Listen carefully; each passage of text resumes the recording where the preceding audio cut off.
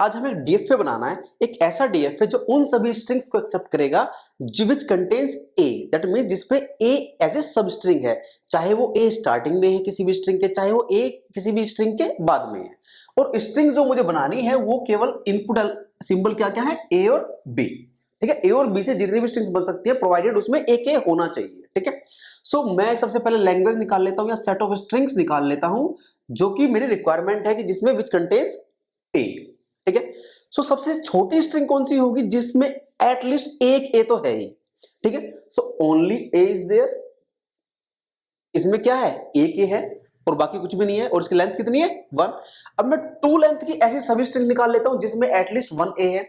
मैं कहता हूं किसी भी ए से पहले अगर मुझे एक ए मिल जाए तो वो भी एक्सेप्टेड होगा क्योंकि एक ए तो है इसमें, और किसी भी एक ए से पहले अगर बी है तो भी वो एक्सेप्टेड होगा। ठीक है, सो यहां पर क्या है, इस ए से पहले एक है, इस ए से पहले एक बी है, ये दोनों एक्सेप्टेड होंगे क्योंकि एक एक ए तो है। उन्होंने कहा है ए के चाहे बीच में हो, चाहे स्टार्टिंग में हो, चाहे एंड में हो। ठीक है, ऐसी सभी स्ट्रिंग को एक्सेप्ट करवाना है।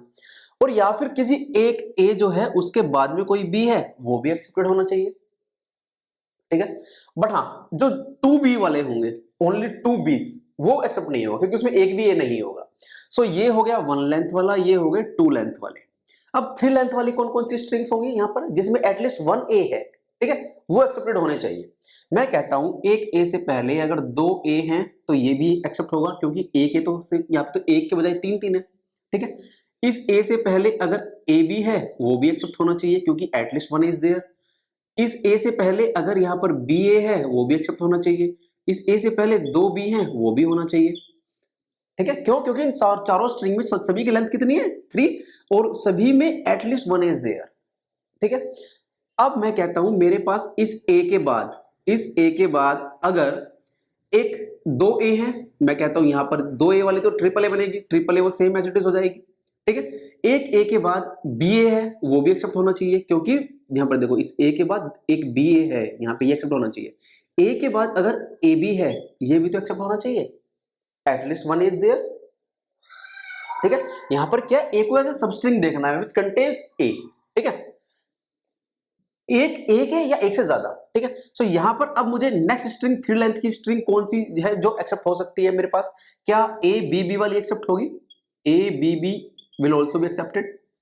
ठीक है, सो ए के बाद अगर ए बी है, बी बी है, ए के बाद ए है, बी ए है, वो भी एक्सेप्टेड होंगे। या फिर एक ए जो है उससे पहले एक बी है उसके बाद एक बी है, ये भी एक्सेप्ट होनी चाहिए। नेक्स्ट आएंगे 4 लेंथ की स्ट्रिंग। 4 लेंथ में obviously 4 continuous A's will be accepted. ठीक है, यहां पर क्या कहता है ये, एक अगर मैं कहता हूं एक ए से पहले 3 कंटिन्यूअस बीज हैं उनको भी एक्सेप्ट करेगा। Likewise I can make the strings. हमें जब भी कोई इस तरह की क्वेरी हो, जब हमें डीएफए डिजाइन करना हो तो कुछ 8-10 या मतलब 3 या 4 लेंथ तक की स्ट्रिंग सारी फाइंड आउट करके देख लो। उससे क्या हमें पता लगेगा, हमें सारे पैटर्न्स पता लग जाएंगे कौन कौन से ए और बी को फाइंड आउट करने की कोशिश कर रहा है। जब आपने ये सारी की सारी स्ट्रिंग्स निकाल ली जो कि हमें एक्सेप्ट करवानी है, अब सबसे मिनिमम लेंथ की स्ट्रिंग को पकड़ो जो सबसे छोटी स्ट्रिंग है। छोटी स्ट्रिंग कौन सी है, ए वाली, इसको एक्सेप्ट कराओ सबसे पहले। ठीक है, इसको एक्सेप्ट कराने के लिए इसका एक डीएफए बना लो, इसका बेस डीएफए बना लो, that is like a skeleton. ठीक है, और फिर उस डीएफए को फिर कंप्लीट डीएफ सिस्टम बनाओ, पूरा डीएफए बनाओ। ठीक है, अब मुझे अगर सिर्फ एक ए को एक्सेप्ट कराना है, सिर्फ एक सिंगल ए को एक्सेप्ट कराना है। ठीक है, तो मैं क्या करूं, मेरे पास एक ये इनिशियल स्टेट है क्यू नोड, और मुझे इस Q, this is the initial state, इस क्यू नोड पे जैसे ही मुझे एक ए मिलेगा सिंगल ए, तो मैंने इसको एक्सेप्ट करा दिया, ये मैंने अपनी फाइनल स्टेट बना दी Q1। ठीक है, फाइनल स्टेट हमेशा डबल सर्कल से रिप्रेजेंट होती है, इनिशियल स्टेट हमेशा एरो से रिप्रेजेंट होती है। ठीक है, सो मेरे पास ये इनिशियल स्टेट है, अभी ये फाइनल स्टेट है, और ये केवल एक सिंगल ए को एक्सेप्ट कर रहा है। ठीक है, अब नेक्स्ट आप हमेशा कोशिश करें कि जो भी मेरे पास स्टेट्स आई हैं उनके जो ट्रांजिशंस रहते हैं उनको कंप्लीट करो। ठीक है, सबसे पहला टारगेट ये रखो।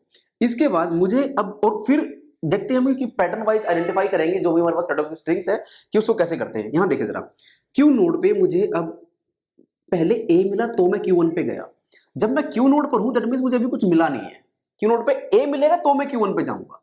अगर मुझे इस ए से पहले की बात करनी है दैट मींस मैं क्यू नोड पे बात कर रहा हूं। क्या ये जो डीएफए है, जो स्ट्रिंग से रिक्वायरमेंट है, क्या ये कहता है इस ए से पहले बी है तो वो एक्सेप्ट होना चाहिए, होना चाहिए। वो कहता है इस ए से पहले अगर बी है तो उसको एक्सेप्ट कर लेगा। इस ए से पहले अगर 2 बी मिल जाए उसको तो क्या वो उसको भी एक्सेप्ट करेगा। यस, इस ए से पहले 2 भी मिल रहे हैं उसको, इसको भी वो एक्सेप्ट हो रही है, सारी एक्सेप्ट होने वाली स्ट्रिंग्स हैं, सो उसको भी एक्सेप्ट कर रहा है। इस ए से पहले अगर उसको 3 भी मिल जाए तो उसको भी एक्सेप्ट करेगा, यस, क्योंकि एक ए चाहिए उनको, ए के मिल रहा है उनको।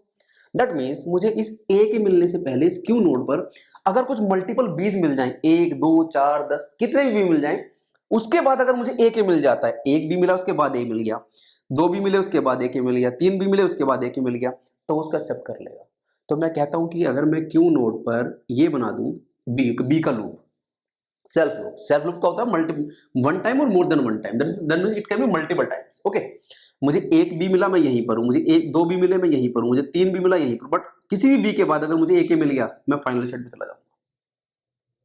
ठीक है, सो ये सारी सारी स्ट्रिंग्स एक्सेप्ट हो गई। ओके, अब मैं इसके दोनों मूव्स कंप्लीट हो गए, मैं आया Q1 पर। अब मैंने Q1 पे देखा कि अब अगर जब मैं Q1 पे पहुंचा हूं तो मैं एक एटलीस्ट 1 ए लेकर के पहुंचा हूं। क्यू नोड पे मुझे एक ए मिला है तभी मैं Q1 पे पहुंचा हूं। अब जब मैं Q1 पे पहुंच गया तो मेरी जो रिक्वायरमेंट है एक ए वाली, जो कि ये कहता है कंटेन्स ए, वो तो पूरी हो चुकी है। इसके बाद अब इस ए के बाद मुझे ए के मिले या एक बी मिले या मोर देन ए मिले, वो सभी को एक्सेप्ट करेगा। मैं कहता पहले ए वाले केस लेते हैं, मैं कहता हूं ए के बाद उसे इस ए के बाद उसको ए के मिले वो भी एक्सेप्टेड होगा, इस ए के बाद उसको 2 ए मिले वो भी उसको एक्सेप्ट कर रहा है, इस ए के बाद उसको 3 ए मिले उसको भी वो एक्सेप्ट कर रहा है, 4 ए मिलेंगे 5 ए मिलेंगे, कितने भी इस ए के बाद उसको कितने भी ए मिले वो सभी को एक्सेप्ट करेगा। ठीक है, तो मैं क्या ऐसा कर सकता हूं कि मैंने इस पे एक ए बनाया और इसको एक्सेप्ट करा लिया। देखो एक्सेप्ट करने का मतलब ये है किसी भी स्ट्रिंग के बाद इसको रीड करने के बाद अगर डीएफए मेरा फाइनल स्टेट पे है, दैट मींस मैंने ए के रीड किया मैं क्यू नोड से Q1 पे आया, फिर मैंने सेकंड ए रीड किया मैं Q1 पर आया, फिर से मेरे पास एक और आया, मैं Q1 से फिर से वापस Q1 पे आया, अब मैं कहां हूं फाइनली Q1 पर ही तो हूं। और Q1 कौन सी स्टेट है? Final state. अगर वो फाइनल स्टेट है that means this string will be accepted.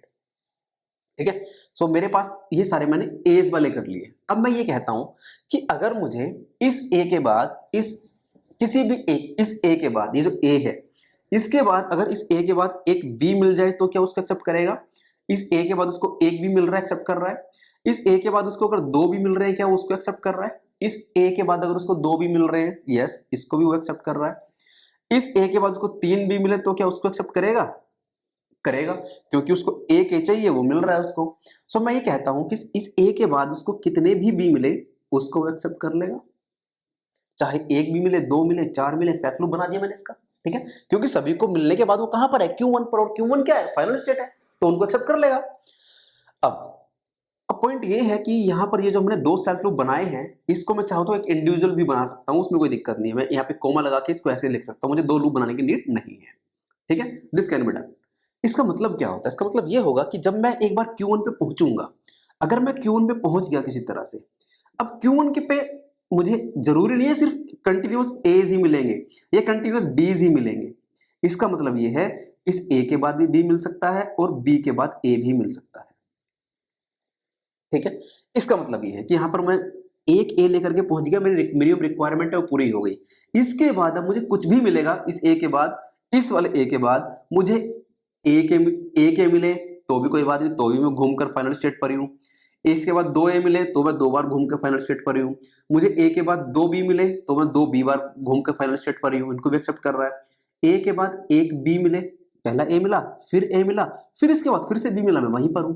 इस ए के बाद फिर बी ए मिले तो भी मैं यहीं पर हूं, मुझे पहला ए मिला, मुझे फिर बी मिला तो भी मैं यहीं पर हूं, ए मिला तो भी मैं यहीं पर हूं। ये सेल्फ लूप, ये जो सेल्फ लूप है यहाँ पर ये काम कर रहा है। ये कोमा मुझे कहता है कि ए के बाद मुझे बी मिल सकता है और बी के बाद मुझे ए भी मिल सकता है। ठीक है, इसका मतलब ये नहीं है कि ओनली कंटिन्यूअस वंस या कंटिन्यूअस एज और कंटिन्यूअस बीज, नहीं ऐसा नहीं है।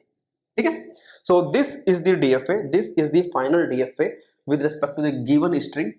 Okay, this one.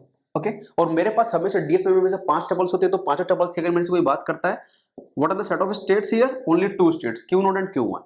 So Q node and Q1.